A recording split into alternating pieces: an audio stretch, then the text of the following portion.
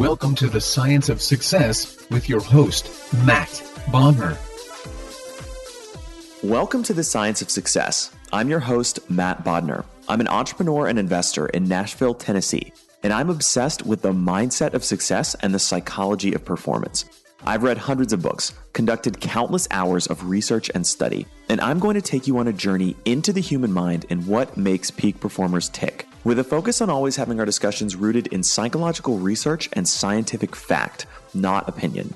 In this episode, we discuss why the happiness movement has done us a disservice and sometimes actually makes things worse, how perfectionism creates an illusion of control and distorts your reality, how to become aware of the critical inner voice at the root of your pain and unhealthy habits, and the incredible power of self-compassion, and much more with Megan Bruneau.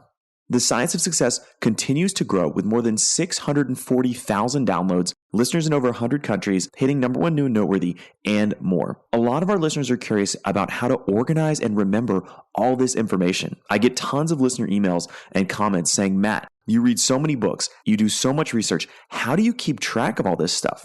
We put together an incredible guide for anybody that's listening. You can get it for totally for free that will help you organize and remember all of this incredible information. This is how I keep track of everything. It's the personal system that I use. You can get it totally for free. All you have to do is text the word SMARTER, that's SMARTER, to the number 44222. Again, it's a guide we created called How to Organize and Remember Everything. I get emails all the time with listeners telling me how much they love this guide and how awesome it is. You can get it. All you have to do is text the word SMARTER, that's SMARTER, to the number 44222. Or you can go to scienceofsuccess.co, that's scienceofsuccess.co, put in your email, and we'll send you the free guide today.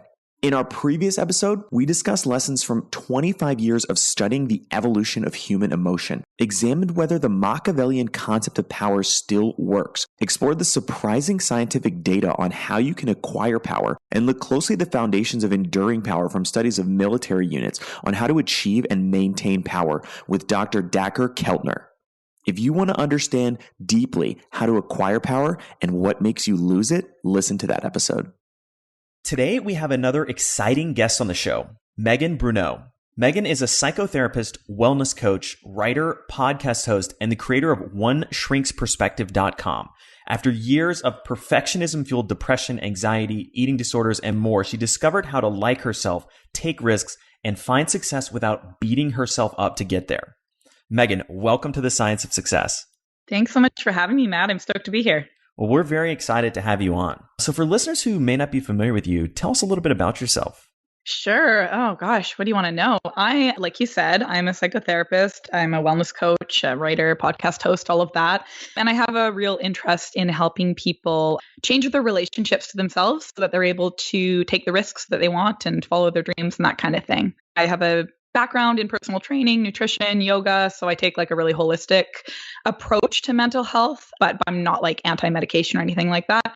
Yeah. And I also have like a real vested interest in helping people realize the utility in their emotions, because I think we have this like super pathologizing culture that we live in that tells people they shouldn't feel sad or anxious or any of those sorts of things. And the happiness movement has really done us a disservice. So yeah, my main purposes for being out there are to help people learn how to like themselves more and make space for their difficult feelings and experiences. So when you say the happiness movement has done us a disservice, tell me about that. Yeah. I mean, there's a lot in positive psychology and like the happiness industry that I think is very helpful for people, particularly a focus on self-growth and looking inward and things like that. However, there's a lot out there around like positive thinking and choosing happy, and like you see a lot of this stuff out there on Instagram, and hear people saying like, oh, it's just happiness is a choice.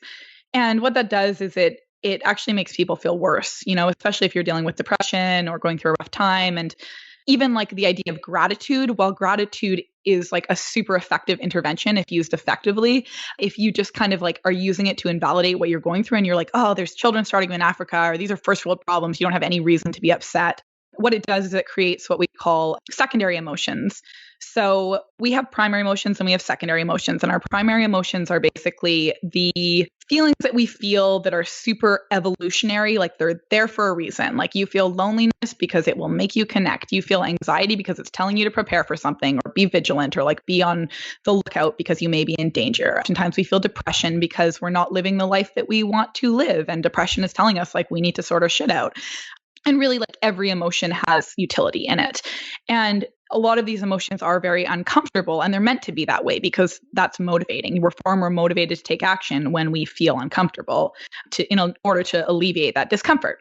And so this idea that like we need to only feel comfortable emotions such as like happiness and excitement and calm, what happens is when we start feeling these uncomfortable emotions, which I said are these like primary evolutionary emotions, we then judge ourselves for feeling them. So we're like, oh my gosh, you're so weak, or you're pathetic, or you're being ingrate, or you're doing it wrong. Like you just can't be happy like everyone else. And then we create this layer of what, as I said, were called secondary emotions, which come out of self-judgment. And that might be shame or anxiety or anger, for feeling sadness or shame or guilt or depression or whatever.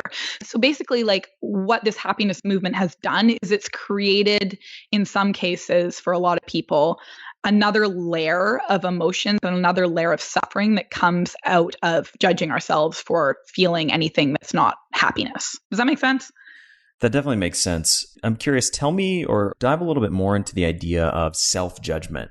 Yeah. So, we all have our inner dialogue going on, that really evaluates the stimuli in our lives. So like external stuff and the world that, our day to day and everything and like moment to moment. But we have this like real inner voice. And this is not like oh, you're hearing voices in your head. It's just like, if you start to pay attention to it, you'll notice like you have thoughts, and that's like an interpretation of your experience.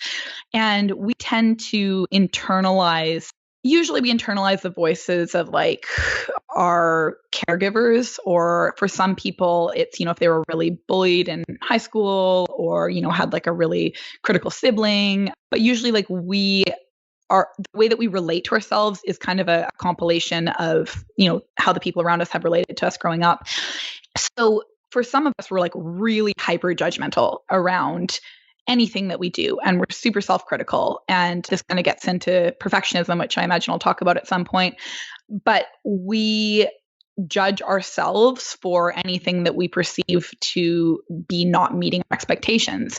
And I think when we think about expectations, we oftentimes think of like performance, but we have expectations for ourselves around like our mood as well, our thoughts that we have, just our day to day that doesn't necessarily always involve performance. Like we judge ourselves for how we feel. So that's sort of self-judgment in the context of judging ourselves for having a certain emotional experience or certain thoughts.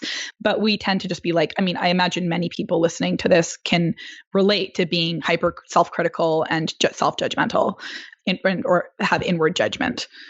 I think you made a really important point, and something that kind of gets lost a lot of the time, which is that it's easy to think about sort of anxiety or performance anxiety, especially in the context of, sort of performing or achieving result. But the undercurrent there is that we also have expectations about what our mood should be. And if that doesn't happen, then, we can get into these sort of cycles of self-judgment and waves of secondary emotions. Totally. And that's really like performance anxiety, it takes us out of being able to perform and just be in the moment and like be in the flow of what we're doing best, because we're so hyper focused on like the experience we're having. And it's the same thing with social anxiety too, or really any form of anxiety. But it's like, you go into a setting and let's say you're feeling a bit anxious because you don't know anybody there, and you're maybe feeling a bit self-conscious, and that's normal. Human beings want to be accepted. Like we want to be liked. That's very primal of us, because if you weren't accepted in caveman days, like you were probably going to die, right? So it's really natural to have that desire to be accepted and to not be rejected and to feel self-conscious and kind of wonder like, oh, I want to make sure that I'm socially acting in a way that will be received well, as opposed to being rejected or isolated. But oftentimes with social anxiety, like what happens is then we're aware of that anxiety and we're like, oh my God, you're feeling anxious. Stop it. You have to go into this, like you're going to rock it, like you own it. Like, you're super, super confident and you don't feel confident and oh no. And people can see that and like you're a failure and everyone can tell what you're thinking. And like we start to really spiral with some of these thoughts that are really focused around like how we believe we should be presenting ourselves emotionally as well as outwardly. So when we can give ourselves permission to like feel feelings and some of them being uncomfortable ones while still having an experience, while still going up there and giving the presentation, while still, going to the party and talking or going on the date, or going on the podcast or whatever, then it's much less painful and distressful because we're like, yeah, that's cool. Like I'm making space for some of those feelings. Like those are just there to help me. So if you get caught in kind of a spiral of thoughts like that, what are some things you can do to break out of it? I mean, I think it's sort of a spectrum because, if we get so caught that we're feeling like we're on like the verge of a panic attack, in that case, it might be helpful to remove yourself from the situation and kind of reset, right? I mean, if you're feeling like you're having real physical symptoms of anxiety and, you're like sweating like crazy and like you just can't, because what happens with anxiety is it's like the fight or flight response, right? So our body prepares for fight or flight. And so what that looks like physiologically is like cortisol starts pumping through our system and, all of our blood kind of drains out of our prefrontal cortex, which is where like logic and decision making happens. And it goes into like our large muscle groups getting prepared to like fight or flee. And, our pupils dilate and our digestion shuts off. And like, we just like, we're getting prepared because we feel stress, right? So if you feel like you're at a point where physiologically you're beyond the point of being able to kind of like practice mindfulness, which is what I imagine we'll get into as well, then I would say like remove yourself from the situation if possible and like give yourself permission to kind of like reset, do something. And so this is, I mean, maybe it'd be helpful to work with an example. Like what comes to mind for you, Matt, like when you think about feeling like you would be spiraling and just be like super overwhelmed with those thoughts and feelings? Yeah. I mean, one thing that sometimes creates anxiety for me is like being like, I have like mild claustrophobia. So like being on a plane, sometimes I get very anxious. Yeah. Okay. So that's an interesting one because like, I mean, we have to also be realistic with our options, right? Like you're not going to open the emergency exit and like jump out of the plane. Like that's just not an option. I mean, maybe it is. I like to think that it's not because I hope that you can't open those things like a random bystander can't if they get really anxious. But so we also have to look at like, okay, well, what's realistic, right? So you're feeling really claustrophobic on the plane. And actually, I mean, that might be a place to practice more of the mindfulness that, I'll get into. But it also might be like, okay, what can I do in this situation to help me feel more comfortable? Can I like go to the bathroom? Can I listen to some music? Can I focus on my breath? Like, is there something that I can do that can help me, just stop the kind of spiraling thoughts and feelings? But however, being realistic that like, you are on that plane and like from the moment it takes off until the moment it lands, like you can't get off. So that's an interesting example because oftentimes like we can remove ourselves from a situation. And sometimes like I'm a big proponent of do what serves you better. So in some cases, like in a person's healing or recovery or like introspection or self-growth period of their life, you might need to take yourself, like let's say you're trying to get used to riding the subway, right? And it's something that causes you a lot of anxiety. So for someone like yourself with claustrophobia, like maybe that's a challenge at times, like you're riding during rush hour, like that's going to be super stressful.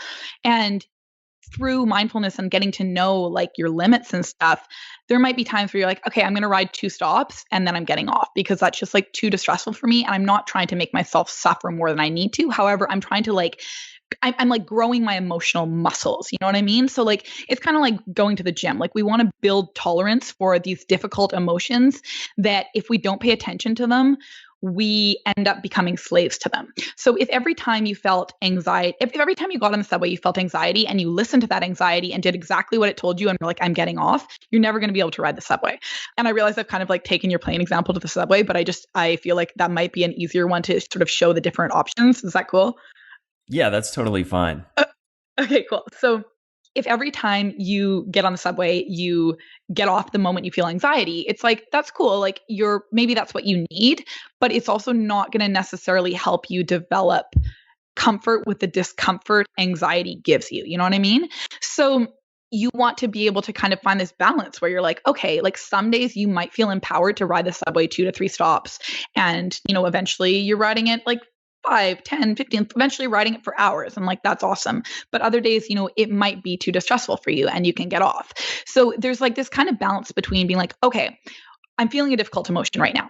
And in your case of like being on the plane, it's like this, yes, claustrophobia, but ultimately that's anxiety. And here are my options. I want to cope with that anxiety. My options are I can either remove myself from the situation that's causing me anxiety or causing me this difficult emotion, or I can kind of put up my umbrella in like the storm of this emotion and still be in the storm, but comfort myself enough that I can cope with it. And that's where like self-compassion comes in. And that's where, connection comes in. And that's where self-soothing comes in. So you kind of like the first step would be, okay, what choice do I want to make here? Do I want to choose to fully remove myself from the situation that's causing me this emotion so I can just like alleviate the emotion entirely? Or do I have enough resilience and resources in this moment to stick it out? And it's not going to be like so distressful that I'm going to feel traumatized essentially. And if that's the case, if I want to make the choice to stay, then what do I need? So in your case of the plane example, like you don't really have a choice. You are on that plane and like you're just going to have to put up your umbrella and hope that you have an umbrella. And like, what does that look like? Is that music? Is that the person next to you? Is that focusing on your breath? Is that going to the bathroom? Like, what's your kind of way of coping with that? But then the example of like the subway, you have to make that decision. Okay, am I going to get off and not feel that anxiety because I'm off? And that's very relieving. But I also know that that's not going to help me on my path toward building my emotional tolerance muscles. Or am I going to, pay attention to that anxiety that I'm feeling and make some space for it and remind myself that it's going to pass, it's impermanent, and remind myself that it's not going to kill me and, focus on my breath or again, like put in that music or again, like talk to the person next to me or again, count to 10, like, or whatever you're in, practice self-compassion, all that sort of stuff. So I guess like coming back to your original question of like, what are the tools that a person can enact when they're feeling like they're spiraling and they're aware of that? I mean, the first step is obviously like this mindfulness of like becoming aware of what you're experiencing and noticing like, okay, what is happening for me right now? Okay, I notice I'm spiraling. And then being like, am I in a place of this spiraling where I need to just like shut it off and get the fuck out of here? Or can I like sit with the spiraling to a certain extent and like pay attention to it and ask myself what I need so that I don't necessarily need to remove myself from the party or stop the presentation or, leave the date or turn off the podcast mic or whatever. Does that make sense? Yeah, I think that makes a lot of sense. And the two things that I found super helpful in a situation like that, where there's no way you can kind of leave, is one, kind of just really trying to practice kind of acceptance and accepting all the emotions and feelings that you're having. And the other one is something I know you've talked about, which is sort of the idea of impermanence and the sense that everything is temporary. All anxiety eventually subsides, and so just sort of writing it out and accepting it as it is so that you can kind of eventually sort of move through it. Totally. I mean, we live in a world where we're sold this message that everything is permanent and we need to reach this permanent state of whatever, or of happiness or success. And like, that's just not reality. I mean, that sells a lot of things because people think if they buy something, then they're going to be happy, or if they get married, or if they buy the house, or, if they get the promotion or whatever. And that's just not how life works. I mean, life is like a series of experiences woven together. And ultimately, what it all comes back to is like the sensations that we feel. And those are a result of like our interpretations and our emotional experiences.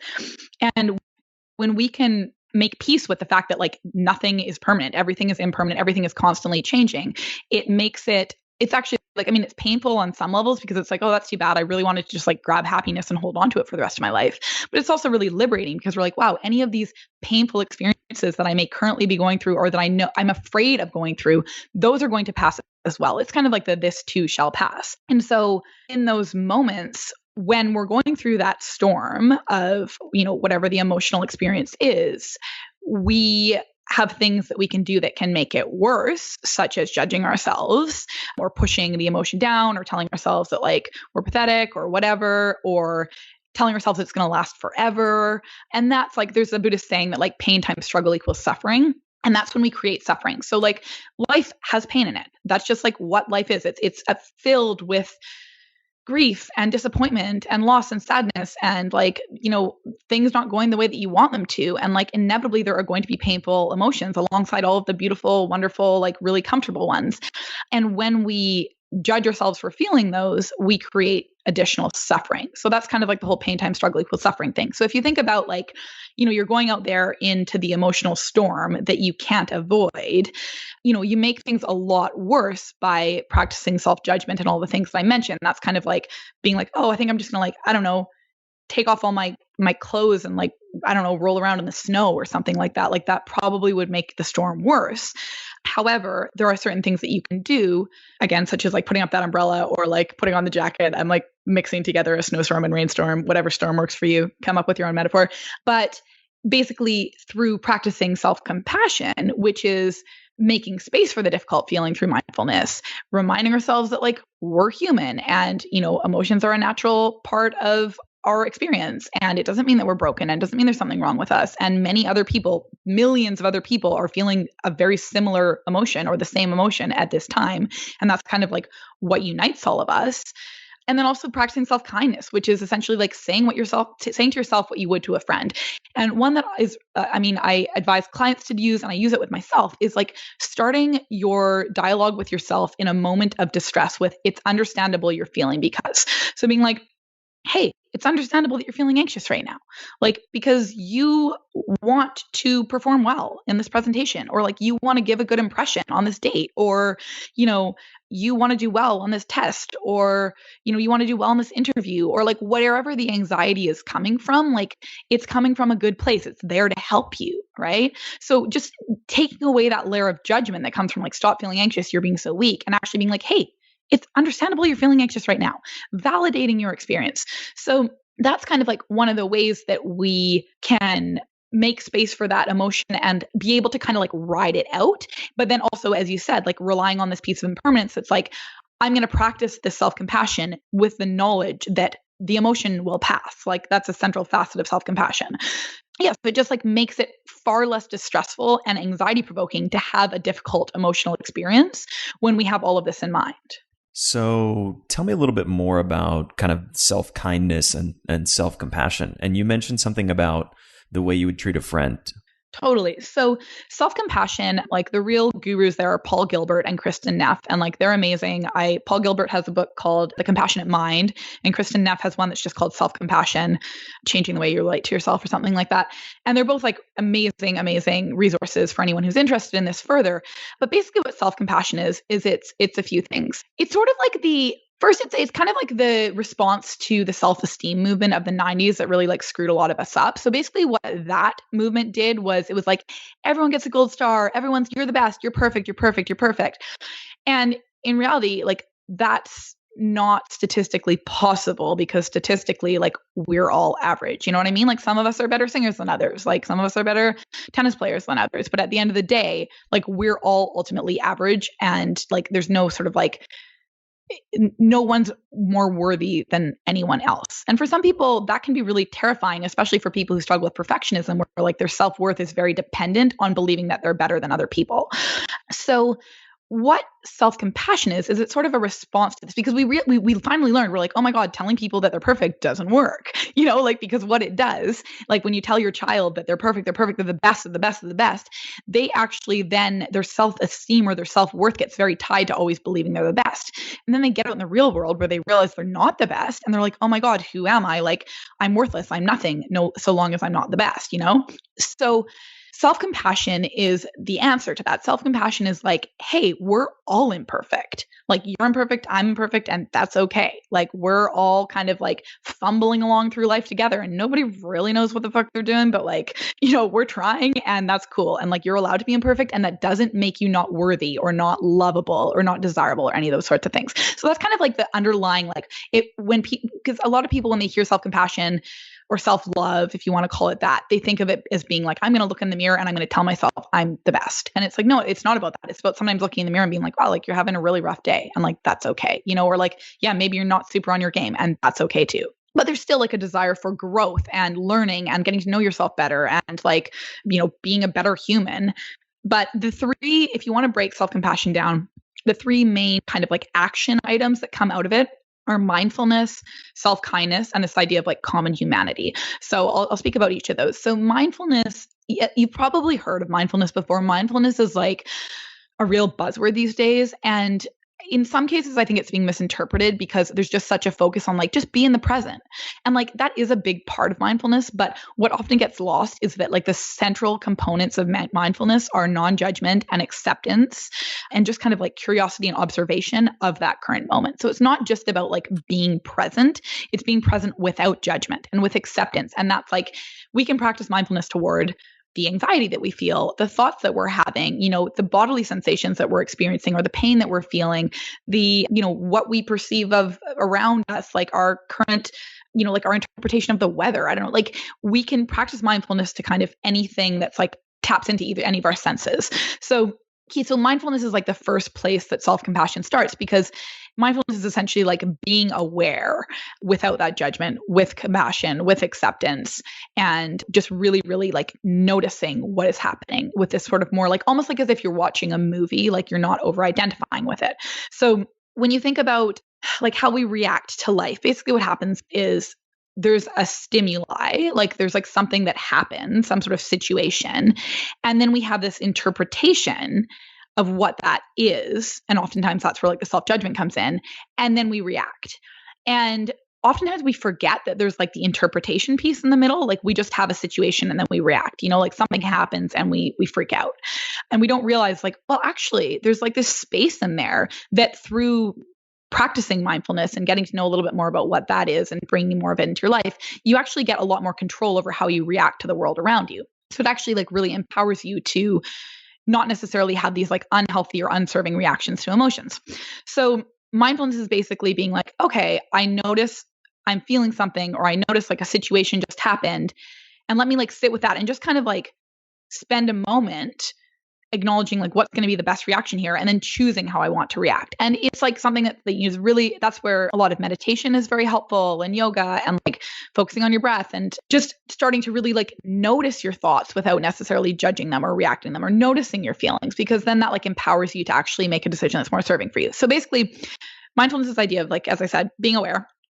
And so you start to become aware of, let's say, like this critical inner voice that is ultimately at the root of like a lot of your pain or a lot of your unhealthy habits. So that's like the first step there. You've got the mindfulness, you're paying attention. Then there's this self-kindness piece, which is like, what would I say to a friend in this situation? Like, am I going to tell a friend that they're like a huge screw up and like they're never going to amount to anything and like no one's ever going to love them and they're pathetic? Or like, would I tell a friend like, oh my God, yeah, you're like so fat and ugly and like no one's going to love you. And oh my God, I can't believe you have cellulite. Like you're a failure at life. Like what am I going to tell a friend the same things that I'm telling myself right now? Probably not, right? Because most of us are far more compassionate and understandable and flexible with other people than we are with ourselves. So there's a mindfulness piece of recognizing like what's going on, how am I reacting to myself right now? What am I experiencing? Then there's the self-kindness piece. And that's where like the example I used of this, it's understandable because can be really helpful.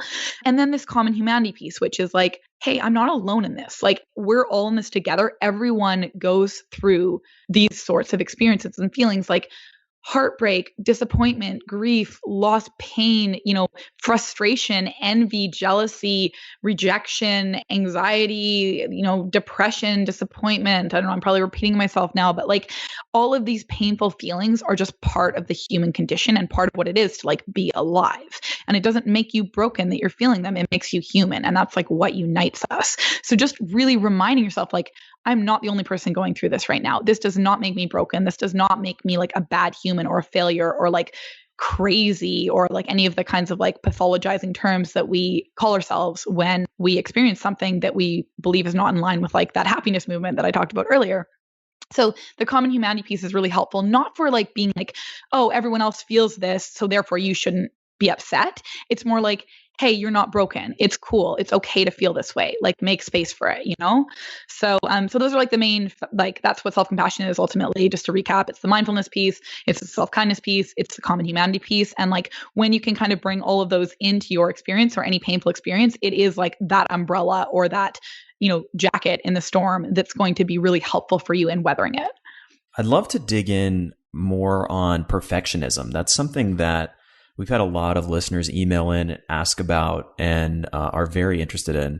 And I love the definition that you use, which is the idea that your self-worth is dependent on being better than other people. Tell me more about that. Totally. So, I define perfectionism as like having 5 characteristics. And yeah, like I said, that sort of like self-worth being dependent on being better than other people, that's definitely one of them. And really like how I define that one is your self-worth is basically dependent on like your achievements and your performance and outcomes and like doing and productivity and like how you look.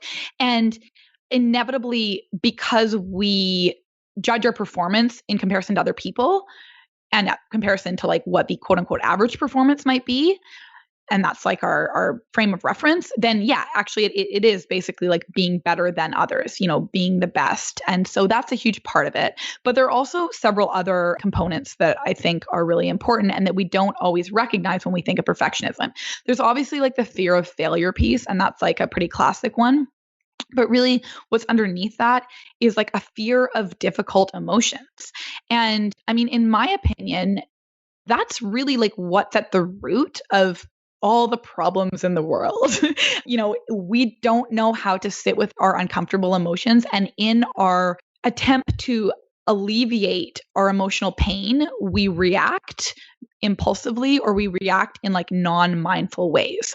So basically, it's like, yes, there's the fear of the feelings that come along with failure, but there's also just a fear of any uncomfortable emotion, a fear of like the emotions that come about with like uncertainty, or feeling out of control, because those are really uncomfortable experiences. However, they're very inevitable experiences in life. So people who are highly perfectionistic tend to be incredibly like routine and want to make sure that they can predict exactly how something's going to go, and that like they feel this illusion of control in their behavior or their environment, because the thought of feeling like anxiety or, feeling out of control or feeling inadequacy or whatever other like difficult emotions they're struggling with is really, really terrifying.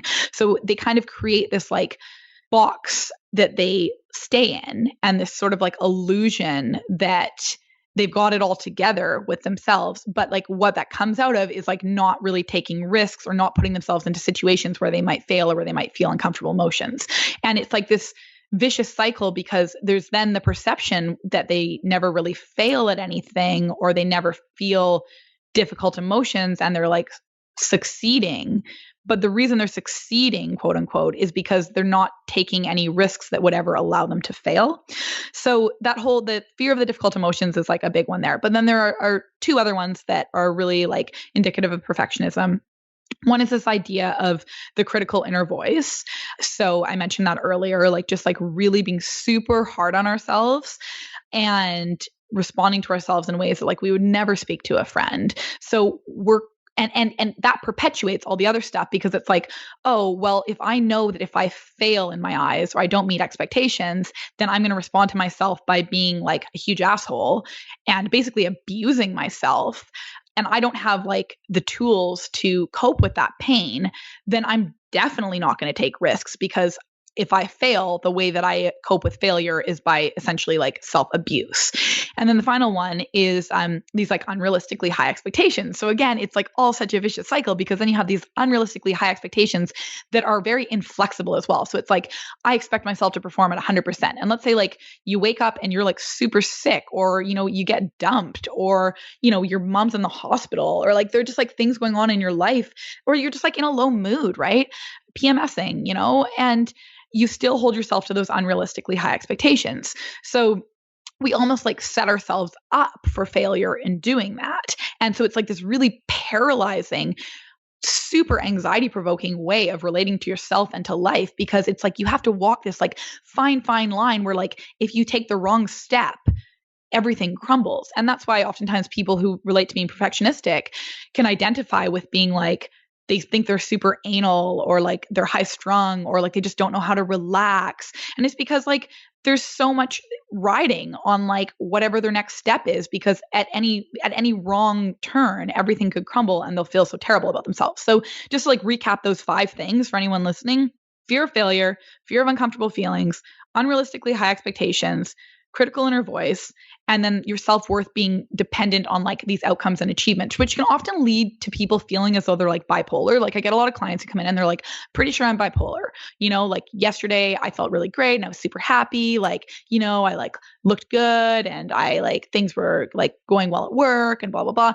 And then the next day they're like, but then today I'm having a fat day and, I got like rejected by this guy and I, got feedback on this presentation and they said that I needed to work on this thing. And like, I just basically like feel like a failure of a human. And it's like, well, that's not being bipolar. That's having your self-worth be very dependent on like the outcomes and achievements piece. So those are the kind of like 5 factors of perfectionism. That's incredible. And so much of that stuff, I think, not only resonates with me, but I think will really resonate with a lot of our listeners. I feel like in many cases, I put a lot of pressure on myself. And I'm curious, kind of walk me through maybe sort of a really simple example of an internal dialogue that you would use to, kind of back away from something like that. Sure. Yeah. Can you give me an example of like what would be a position in which you'd be putting a lot of pressure on yourself? I mean, I think all kinds of different things. I don't know if I have a specific instance. Okay. Well, let's think of like what would be something that listeners would relate to.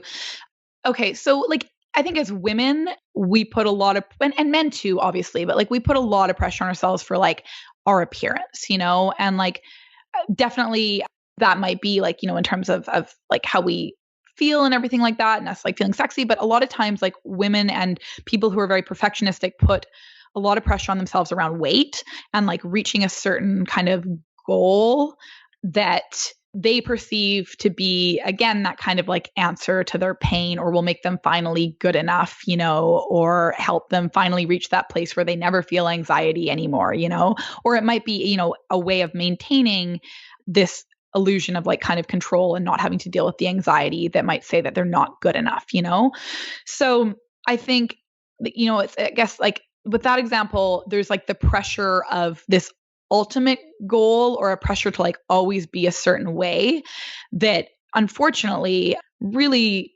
contaminates the joy that we could possibly have in life because it takes us away. It takes us out of any moment where we could actually just like be there and experience it and enjoy it because we're constantly thinking like, oh, what am I like? I have to make sure that I'm like getting to the gym or I have to make sure that I'm exercising or I have to make sure that it's like, I stay within these like really tight parameters of like my expectations for myself around my appearance. So in that case, like self-compassion can be so powerful because it's this idea that's like, hey, hold up. Like your self-worth is like not dependent on a number on the scale. And like, when you're on your deathbed, like, is it really going to be that important? Like, how much you weighed when you were 28 or whatever. And, is that what you look for in your friends and in your partners, like their physical appearance? Like, is that what's most important? And like, kind of like tapping in more deeply into your values and things like that. And just essentially giving yourself permission to be imperfect. Now that's something where it's like, I guess like the pressure piece is more around this like ultimate goal, which is a more like, that's kind of perfectionism in like a systemic sense, I suppose. But then there's also like the perfectionism where like I think might be more related to what you were talking about, which is like a performance piece that's like more like an individual experience. So let's say it's like giving a presentation. And so we have this pressure on ourselves and our mind starts to tell us things like, you have to ace this presentation. And if you screw up, then that means that like you are you're unhireable and like you are just like a waste of life and no one's ever going to take you seriously. And oh my God, then you're not going to be able to get a job. And like then there's going to, 6 months are going to go by and you're going to be unemployed and you're going to have a gap on your resume. And then what's going to happen? And then, nobody's ever going to want to hire you. And then you're going to become homeless and then like you're going to die or like whatever. Like we have this kind of like spiralistic thinking of believing that if something doesn't go as planned with this pressure that we're putting on ourselves, then like the worst thing ever is going to happen. And it's interesting because oftentimes we don't actually even like reach the point of like, oh, I'm going to be homeless. There's just this like intense anxiety and fear around like what happens if it doesn't go how I expect or hope it to go, So it can be helpful in those situations where you're feeling a lot of pressure around your performance, whether it is like the presentation or the interview or the date or whatever, to be like, okay, let's, instead of like this like visualization shit, like, I mean, and don't get me wrong, like visualization can be helpful, but like instead of being like, this is going to go perfectly, 100%, yeah, it's going to go so well, I'm not going to screw up at all, which actually can keep our anxiety quite high because it keeps us in that like very tight, I don't know, like place where we can't screw up, it can be helpful to be like, hey, you know what? Like, you're probably going to jumble your words at some point, and there might be something you say that doesn't make a ton of sense, or maybe your face is going to go red, or maybe your palms are going to sweat a little bit. And like, maybe like you're not going to, in fact, you're definitely not going to meet your expectations in every way because you're a human. And there's like, no, you're not a robot. There's no way you could make this go perfectly. But like, that's okay. Like being able to permit yourself a little bit of like wiggle room in terms of the performance itself. Like that's one way that you're going to make your expectations like more realistic and thus make the anxiety less overwhelming. Because really, when you think about it, like all of our painful emotions to a certain extent come out of like the disparity between like our expectations and our reality. So like if your expectations are super, super, super high, there's more of a chance that like your reality is going to fall below those expectations. And in that space is going to be like disappointment, rejection, shame, guilt, anxiety, frustration, like all those sorts of things. So when we can kind of like lower the expectations, not in a sense that like you're becoming complacent or you're not still expecting success from yourself, but when you can make them like a little bit more realistic and be like, hey, like there's a little more wiggle room there for having like the odd like jumble of your words here and there, or the like odd sort of like embarrassing comment or something because you're a human and like that's going to happen, then it alleviates like the possibility of such strong emotions as a result of not reaching those expectations. And then it also alleviates like the anxiety that we feel when we are expecting ourselves to like hit that unrealistically high place. And I'm like having a moment right now myself where I'm like, I don't know if this is really making any sense. And I don't know if this is going to be helpful. It's making a ton of sense. I think it's super helpful.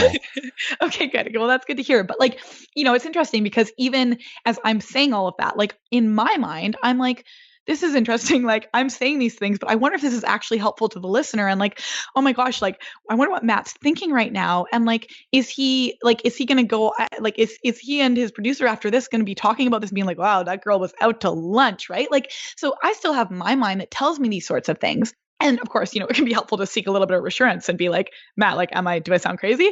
But it's also helpful to just be like, you know what? Like, if that is the case, like, it's okay, like you did your best. Like not everything you're going to say is going to make perfect sense, and that's all right, right? So I think like really the central kind of theme there is like permit yourself to be a human, permit yourself to like make some errors. That's okay. And the other thing that we tend to do is we do something called globalizing. So when we don't meet our expectations, such as let's say it's like the presentation and, one presentation or one interview goes poorly. And then we're like, oh my God, I'm so bad at public speaking. I should never do this again. I am like the worst. I'm just like, I'm not a public speaker. I'm not good at that. Because like we had a really hard time with the experience of failure in our eyes. And so in order to prevent ourselves from ever feeling it again, we're like, I'm just never going to do that again. I'm going to avoid those situations. And I've determined that I am bad at public speaking or bad at, speaking in front of audiences or bad at giving presentations. And so I'm never going to do it. And that's like very unhelpful because it prevents us from ever having opportunities to grow and learn and practice, which is like what we need to get better at things. But ultimately also it's not the truth. Like you have one negative experience where you don't meet your expectations or like you really bomb something out of, countless experiences where you probably rocked it. It's like, that's not helpful to be like, oh no, I now suck at this, right? So that's something to keep in mind as well. Like alongside this whole like let yourself be human thing, also remember like, don't make an interpretation that because you failed once, you are a failure, or because you like bombed a presentation that you don't know how to give presentations, or, because you had one bad date that like you're undateable, So I would say in terms of just like things that people can take away from this, like trying to really keep in mind those two major things of being like, let yourself be a human rather than telling yourself everything's going to go perfectly. Actually tell yourself, you know what, like things aren't going to go perfectly. Aim for like 80% in every area of your life. Just aim for 80% and be like, look, I got 20% wiggle room. That's cool. 80% is awesome. And that's going to help alleviate a lot of your anxiety. And then also just constantly reminding yourself, like one instance of quote unquote failure in your eyes does not make you a failure at whatever you're trying to do well. So I'm curious for somebody that kind of striving for achievement, excellence, wants to be at the top of their field. How do you strike a balance between that and kind of the idea of self-compassion and sort of being kind to yourself? Totally. I think that's a great question. And I think it's something a lot of people struggle with when they're starting to move away from perfectionism and be like, okay, hold on. If I'm not performing to be the best, like, how do I still make sure that I'm successful? And how do I still make sure that I'm not going to end up like, not getting out of bed and gaining 200 pounds and like just like dropping out of school or, not working or whatever.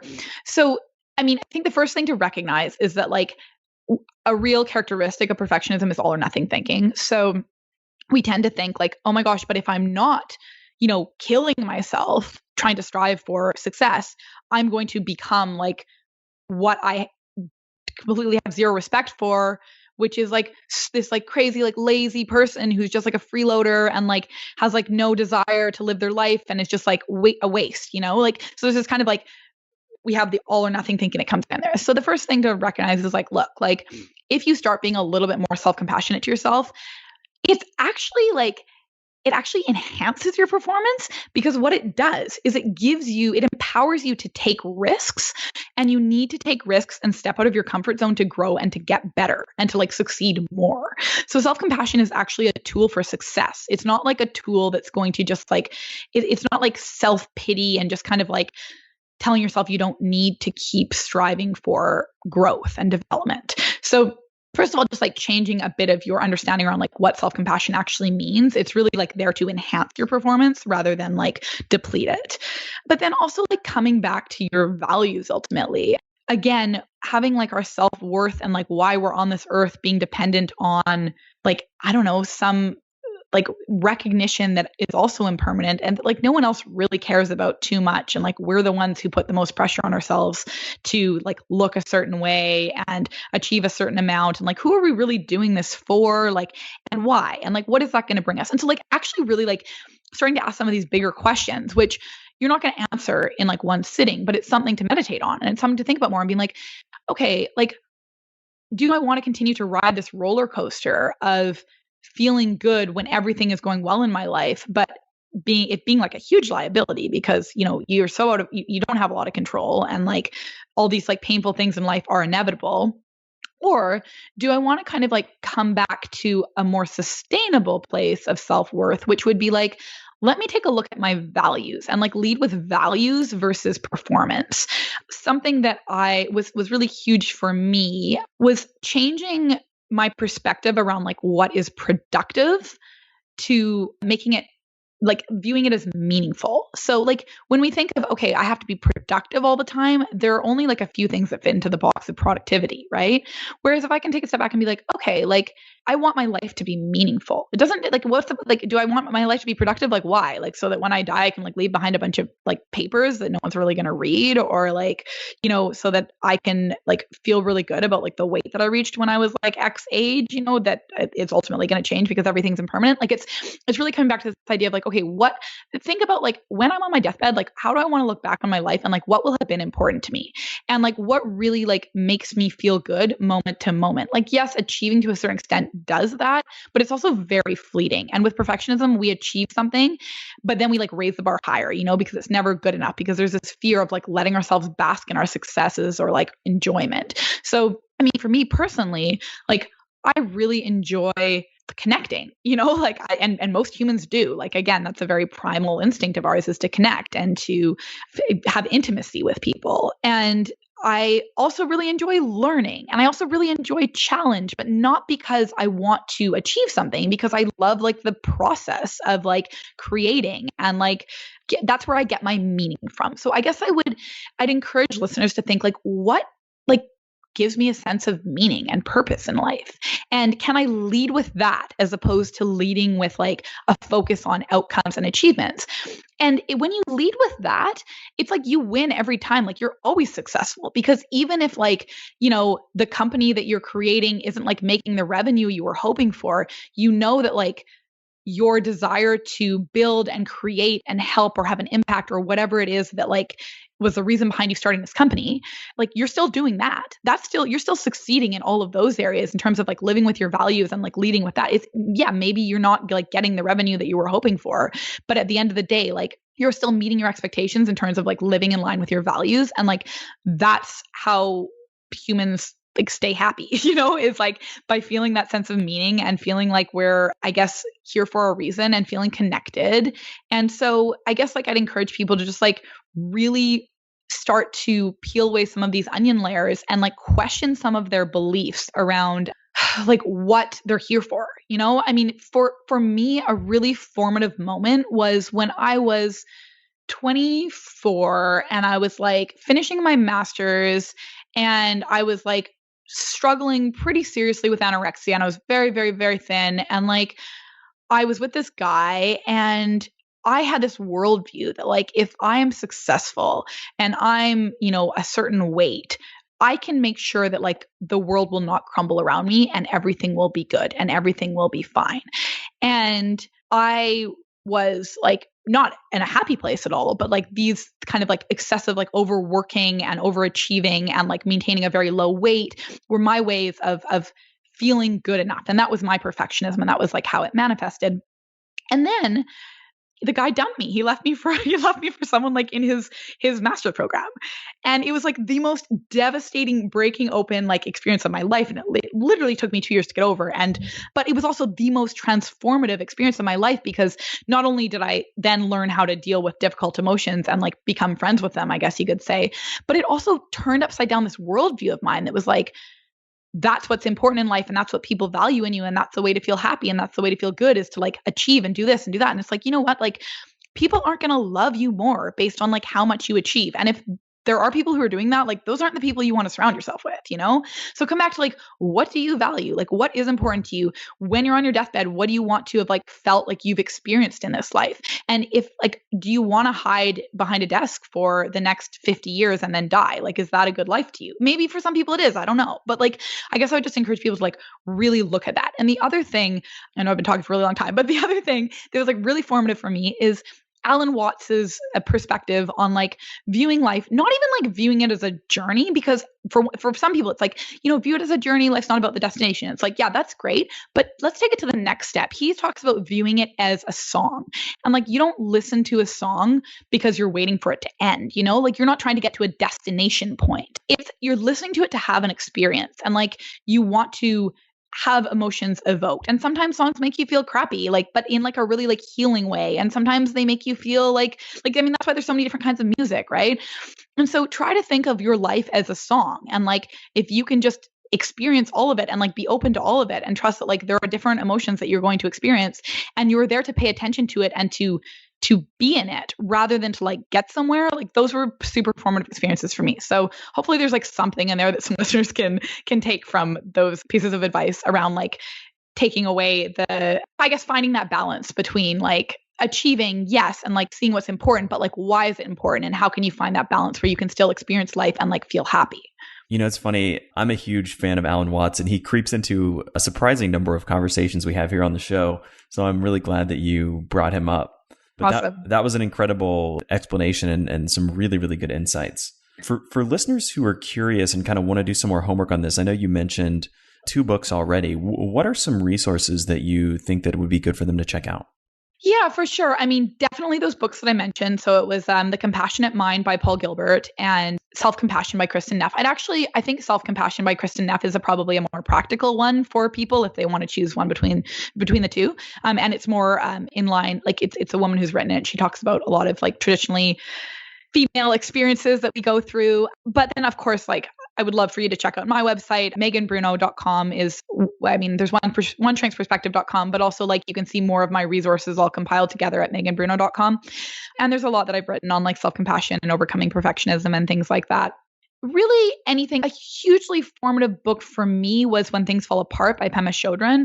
So that's more of like secular Buddhism, and that's actually where self-compassion comes out of. It's like more of like and mindfulness and all that. It all comes out of secular Buddhism. So it's just like a very different way of like relating to the world, relating to your feelings, relating to life. And if someone is going through a difficult time right now who's listening to this podcast, like that book, I mean, it like absolutely changed my life, but the amount of people for whom it has changed their lives, like you just go to Amazon and like read the reviews. So I really encourage people to read that book.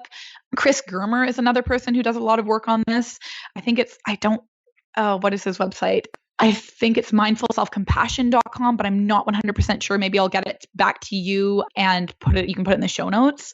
But there are like really just like anything in the realm of, you can just Google self-compassion, and there are tons of sites that come up, and just start to like delve into this a little bit more deeply, and download some audio like meditations and stuff to your phone, because a big part of self-compassion is actually like becoming more in tune with our body and like feeling a sense of compassion from ourselves like physically. So it's not just a mental thing. And for many people who are perfectionistic, we are so detached from our bodies. Like we have no idea what we're feeling, because the moment we feel something uncomfortable, we do something to turn it off. So we either like distract through like some form of like addiction or whatever, or we avoid it by like removing ourselves from the situation that's making us feel that way, or just never going into a situation that makes us feel that way. So a big part of self-compassion is also becoming more in touch with your body. So listening to some meditations and things that can help you get more in touch with like actually what you're feeling physically can be really helpful. And then also like yoga. I think everyone should do yoga. It's just such a great way to reconnect with your body and to practice a lot of the work that you learn reading these books to actually like implement it. Because you can have all the theory and knowledge in the world, but if you're not actually implementing it and experiencing it, it's not going to be that super beneficial. And it's not going to help you like rewire your brain so that your brain defaults to self-compassion, as mine does now finally, like several years later. But it comes through the practice of like actually learning a new language. You will always have the language of self-criticism. Like you can go back to that if you want to, but what we want to do is we want to help you learn how to like default to self-compassion. And in yoga, you can start to practice being like, oh, this is interesting. I'm noticing I'm comparing myself to that person. They're doing that pose better than I am. Or I notice I'm beating myself up because I can't do this, or I fell out of the pose, or I notice that I'm like being super, super competitive. And, is that helpful for me? And like, what's that like? And what emotions are going through it? And am I judging myself for being competitive? Maybe I can make space for my like sense of comparing and being competitive, but also like take a step back and be like, is this helpful for me? Can I relate in a different way? So I guess I would like recommend check out those resources, but also bring some form of like mindfulness, meditation, movement practice into your life, where you can actually start to like get to know yourself better and how perfectionism and self-criticism acts on you, and then start to actually put into practice a lot of the stuff that like you may have heard today and that you will learn through reading these resources. Well, we will make sure to include all of those resources in the show notes at scienceofsuccess.co. And one more time, where can people find you online? Yeah, check me out. So meganbruneau.com. So it's MEGANBRUNEAU. It's French. .com. And then you can also find me, like I'm on Instagram, I'm on Facebook, I'm on Twitter, I'm on YouTube. I'd love for you to send me an email if you have any questions, or like if you just want to reach out and say hey or reflect or whatever. It's just megan.bruneau@gmail.com. Again, hopefully Matt can include these in the show notes. So yeah, so definitely like reach out to me. I love hearing from people. It helps me come back to my values, which is like, I think I'm on this earth to help, and it helps remind me that even though there are a lot of trolls out there who love to say really negative things, because that's a part of this world as well, there are also people that appreciate it. So I love those sort of like warm fuzzies and stuff like that. But I also want to help you on your journey and in whatever way I can. So if there's a question you had, or if there's like a resource you're looking for, like let me know and I'll do my best to help guide you on your journey, because we're all in this together. Well, Megan, thank you so much. This has been a fascinating conversation full of actionable insights and some really great stuff. So we really appreciated having you on the show. Oh, it was awesome. It was such a pleasure to be here, Matt. Thank you so much for having me. Thank you so much for listening to The Science of Success. Listeners like you are why we do this podcast. The emails and stories we receive from listeners around the globe bring us joy and fuel our mission to unleash human potential. I love hearing from listeners. If you want to reach out, share your story, or just say hi, shoot me an email. My email is matt@scienceofsuccess.co. That's MATT@scienceofsuccess.co. I would love to hear from you, and I read and respond to every listener email. The greatest compliment you can give us is a referral to a friend, either live or online. If you enjoyed this episode, please leave us an awesome review and subscribe on iTunes. That helps more and more people discover the science of success. Lastly, I get a ton of listeners asking, Matt, how do you organize and remember all this information? Because of that, we created an amazing free guide for all of our listeners. You can get it by texting the word SMARTER, that's SMARTER, to the number 44222, or by going to scienceofsuccess.co, that's scienceofsuccess.co, and joining our email list. People love this guide. I get emails all the time, people telling me how much it's changed their life and how awesome it is. If you want to get all the incredible information we talked about, links, transcripts, videos, everything we mentioned in this interview, and much more, you can get all of our show notes at scienceofsuccess.co. Just go to scienceofsuccess.co, hit the show notes button at the top. You can get show notes for this episode and any of our previous episodes as well. We have transcripts, the whole 9 yards. Lastly, I want to say thanks again, and we'll see you on the next episode of The Science of Success.